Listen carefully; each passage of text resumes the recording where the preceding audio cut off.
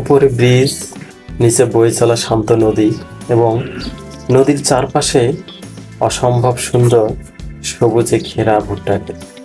এই দৃশ্যটি উত্তরবঙ্গের প্রাণকেন্দ্র হরিপুর ব্রিজের। এখন আমি চলে এসেছি গাইবান্ধার বালাসী ঘাটে। দেখুন নদীর পানি কতটা স্বচ্ছ। চারপাশে যতদূর চোখ যায় শুধু ধুধু বালু চর।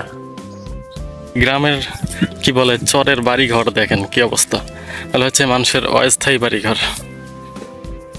চারপাশে দেখেন যতদূর চোখ যায় শুধু ভুট্টা ক্ষেত।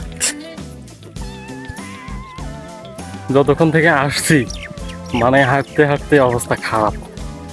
চর অঞ্চলে আসা মানে হাঁটতে হাঁটতে একদম বেহাল অবস্থা। অঞ্চলে ঘোড়া গাড়ি দিয়ে মানুষ যাতায়াত করে। সূর্যাস্তের সময় দেখেন চরের এলাকা সূর্যাস্তের চারপাশের দৃশ্য দেখেন, মনোরম দৃশ্য।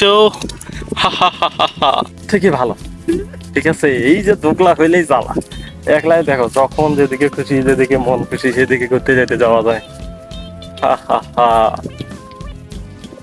এই যে নদী আসছে সামনে। আসলে নদীতে চরাঞ্চলে বৃষ্টির সময় মানে বন্যার সময় একটা দৃশ্য, আর বন্যা শেষ হয়ে গেলে এরকম শীতকালে আরেকটা দৃশ্য। দুই রকমের দৃশ্য, দুইটাই ভালো লাগার মতো। যখন বন্যা হয় তখন তো প্রচুর পানি, আর যখন বন্যা শেষ হয় তখন দেখেন এরকম শুধু ধুধু ধুধু মরুভূমি। এখানে এসে আপনি এই যে ঘোড়ার গাড়ি দেখতে পাচ্ছেন না, এই ঘোড়ার গাড়িতে চড়ে ঘুরতে পারেন যদি আপনার হাঁটতে কষ্ট হয়। এই যে বড় নৌকাগুলো দেখতে পাচ্ছেন, আমরা এগুলোতে চড়ে এসেছি। এখানে যাওয়া আসার ভাড়াটা একবারেই নেওয়া হয়। আমরা এই নৌকাটা মিস করেছি, এটা আমাদের ছেড়ে চলে যাচ্ছে, তো আমরা এখন অন্য একটাতে উঠবো।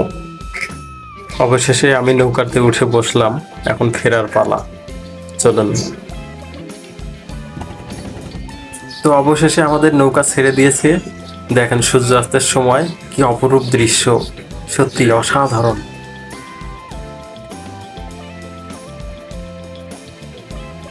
আমরা এখন বালাসীঘাটের কাছাকাছি এসে গেছি, এখন আমরা নেমে পড়বো কিছুক্ষণের মধ্যেই।